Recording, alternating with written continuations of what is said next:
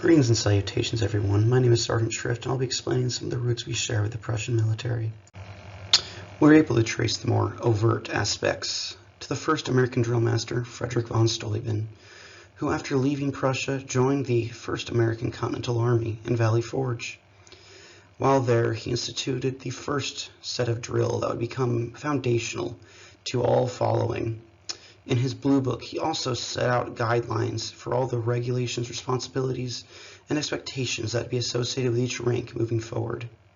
His drill would later be seen and adapted for all branches. However, occasionally there would be slight discrepancies from its original source. For those of us who have read any of the MCDPs or are familiar with other articles written in our doctrine, you may recognize the names Clausewitz or Jomani, or maybe you don't. Both gentlemen were instrumental in revamping the Prussian military, and the leaders of America at the time took note. Jomani's strategies would found the basis for our early amphibious doctrine, and many officers, both Confederate and Union, would put into practice his ideas while on the battlefield. Clausewitz, to his credit, saw war on a much grander scale, and would create many writings and teachings based on the implementation and intention of warfare.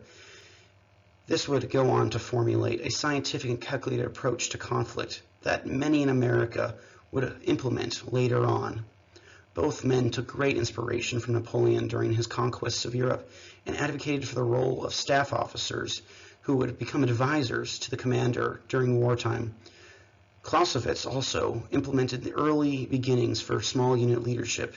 Taking inspiration from how Napoleon viewed corporals, he would further implement great ideas that would allow them to essentially understand and take initiative at smaller levels, creating a much more fluid sense of warfare. In the most superficial sense, the Marine uniform after Jackson and Archibald Henderson would take inspiration from similar sources to the Prussians. If it were up to me, we would still wear the pickelhaube, but at least we improved upon their uniform before adopting the dress blues in the late 1800s. Due to time, I've left a myriad of other aspects out, but I hope we can all appreciate the Prussians for their formative foundation they have provided us.